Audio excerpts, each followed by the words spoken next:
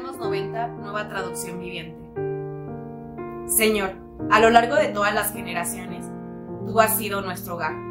Antes de que nacieran las montañas, antes de que dieras vida a la tierra y al mundo, desde el principio y hasta el fin, tú eres Dios. Haces que la gente vuelva al polvo con solo decir. Vuelvan al polvo, ustedes, mortales. Para ti, 1000 años son como un día pasajero, tan breves como unas horas de la noche. Arrasas a las personas como si fueran sueños que desaparecen. Son como la hierba que brota en la mañana.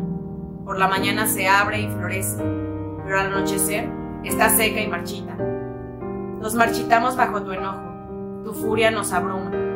Despliegas nuestros pecados delante de ti, nuestros pecados secretos, y los ves todos. Vivimos la vida bajo tu ira, y terminamos nuestros años con un gemido. 70 son los años que se nos conceden. Algunos incluso llegan a 80, pero hasta los mejores años se llenan de dolor y de problemas. Pronto desaparecen y volamos. ¿Quién puede comprender el poder de tu enojo? Tu ira es tan imponente como el temor que mereces. Enséñanos a entender la brevedad de la vida para que crezcamos en sabiduría. Oh Señor, vuelve a nosotros. ¿Hasta cuándo tardarás? Compadécete de tus siervos. Sácianos cada día con tu amor inagotable, para que cantemos de alegría hasta el final de nuestra vida. Danos alegría en proporción a nuestro sufrimiento anterior. Compensa los años malos con bien. Permite que tus siervos te veamos obrar otra vez, que nuestros hijos vean tu gloria, y que el Señor, nuestro Dios, nos dé su aprobación, y haga que nuestros esfuerzos prosperen. Sí, haz que nuestros esfuerzos prosperen. Señor, tú has sido nuestro hogar. Salmos 90 en la nueva traducción viviente. Cuando nos acercamos al Salmo 90, nos encontramos con una sentida declaración de fe. En efecto, Moisés habla tanto de lo que conoce de Dios como de la confianza que en Él tiene. La primera declaración que encontramos en este salmo es hermosa y plena.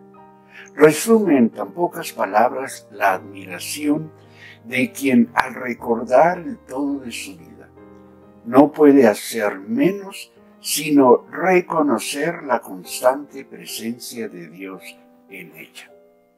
Llama la atención, por otro lado, de que sea Moisés precisamente quien use la expresión, según Reina Valera, de generación a generación. Digo esto porque, según el diccionario, generación es la sucesión de descendientes en línea recta. Y, en tal sentido, Moisés resulta una excepción. En efecto, su historia nos dice que sus padres renunciaron a él con tal de preservar su vida.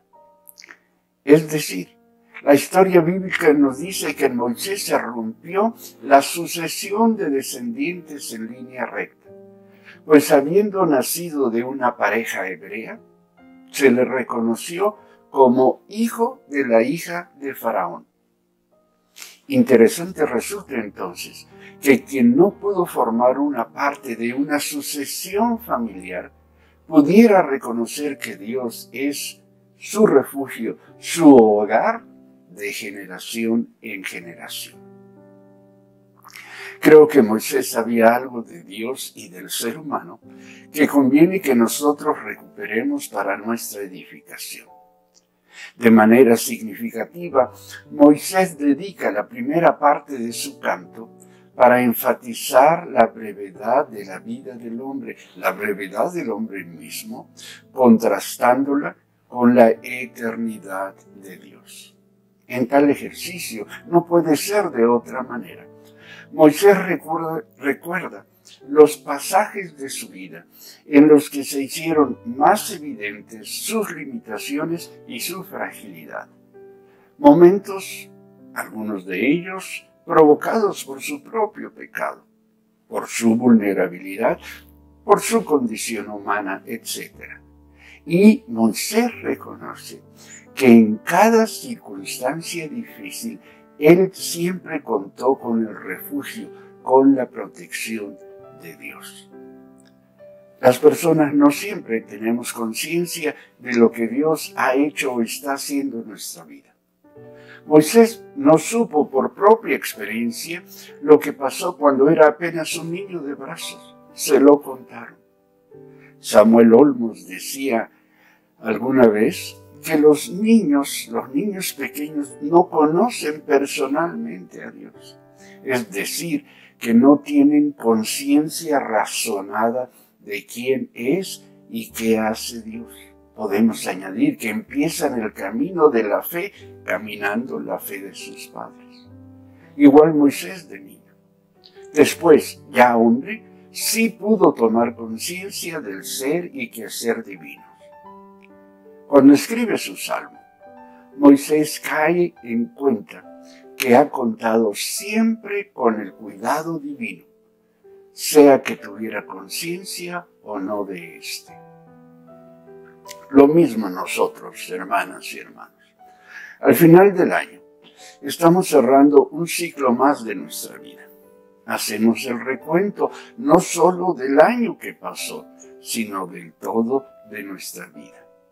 Traemos a la memoria los tramos difíciles de la misma, esas circunstancias en las que tuvimos que enfrentar nuestra brevedad, nuestra vulnerabilidad y nuestra fragilidad.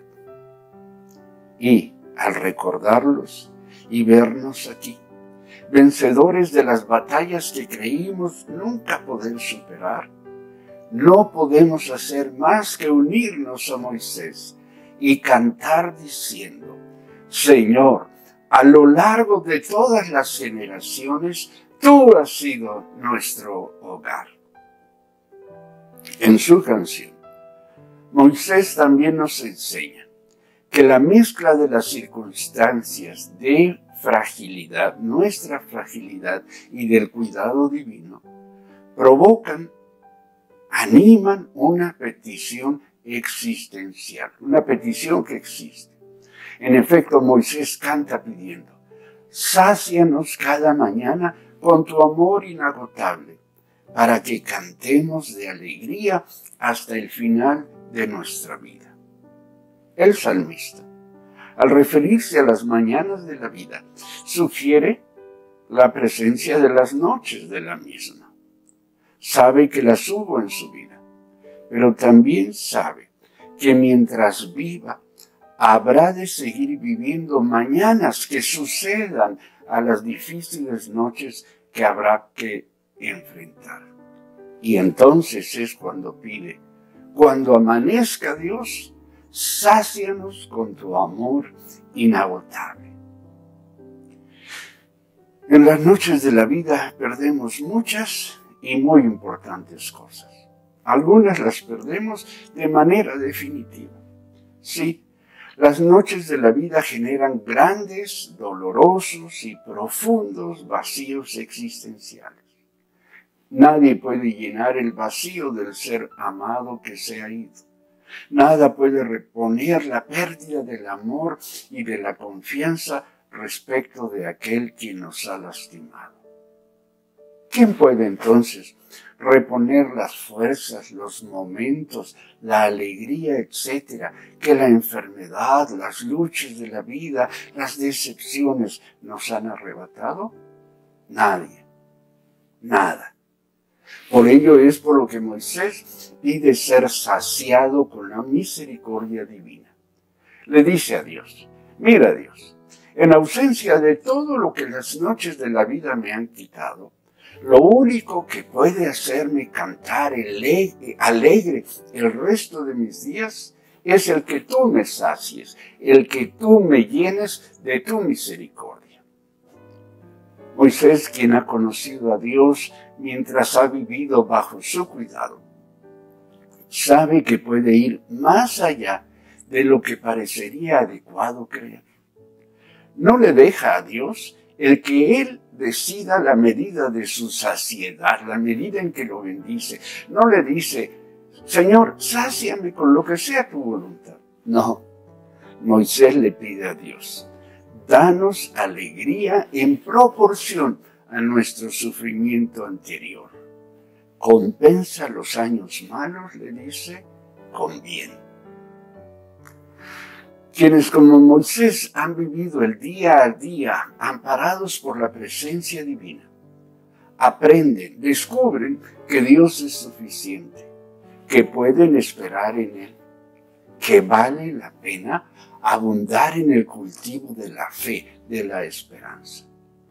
Quizá por ello es por lo que Moisés resume su esperanza de la forma en la que lo hace en el último verso de su canto del Salmo 90. Le dice a Dios: permite que tus siervos te veamos obrar otra vez, que nuestros hijos vean tu gloria, y que el Señor nuestro Dios nos dé su aprobación y haga que nuestros esfuerzos prosperen. Sí, haz que nuestros esfuerzos prosperen. Moisés sabe que la vida es el espacio creativo de toda persona, que toda mujer y todo hombre crean, producen algo en la vida, y que ese algo, ese mucho, siempre está expuesto al peligro de la brevedad.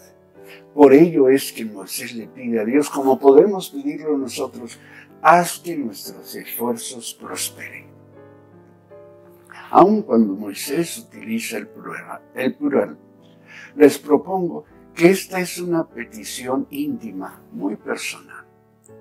Moisés supo lo que es ir tras un sueño, cumplir una tarea, comprometerse con una empresa a solas, sin la comprensión de otros y a veces, en no pocas ocasiones, contra la voluntad de terceros.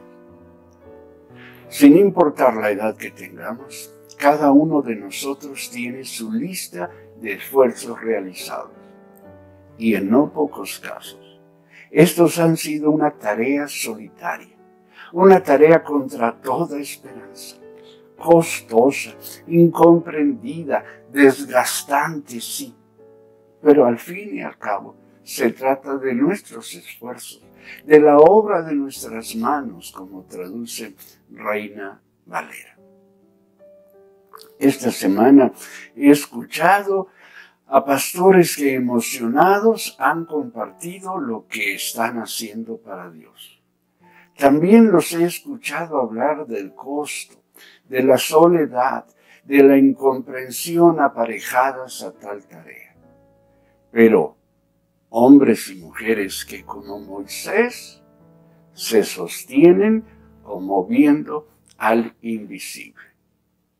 Pero no solo advierto tal convicción en pastores, también lo veo en hombres y mujeres que tienen sus propios sueños, que viven su propio llamado, que anhelan que la tarea a la que han dedicado sus vidas sea confirmada por el Señor.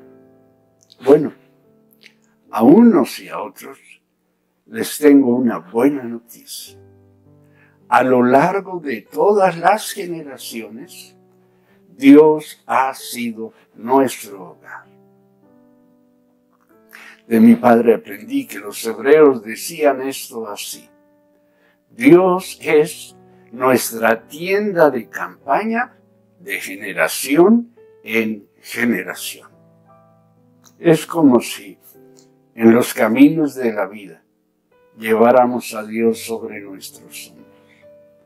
Ahí a donde vamos, ahí está Él. Por lo tanto, en cualquier lugar y circunstancia de la vida, siempre estamos bajo su sombra, siempre bajo su muy especial cuidado. Hermanas y hermanos, cada año que pasa hace más evidente nuestra brevedad, nuestra fragilidad y por lo tanto la menor ascendencia y control sobre lo que nos ocupa y que nos preocupa. Cada vez podemos hacer menos para cuidar, para alimentar, para hacer prosperar los esfuerzos que hemos realizado, la obra de nuestras manos. Pero nosotros, que hasta aquí hemos gozado del cuidado divino, como lo han hecho nuestras generaciones anteriores, podemos animar nuestra fe creyendo que el mismo que fue y es con nosotros, lo seguirá siendo hasta el último día de nuestra vida y todavía después de ese día. A creer esto, a hacer nuestra esta convicción es a lo que los animo. A esto los convoco en el nombre de nuestro Señor y Salvador Jesucristo. Bendiciones.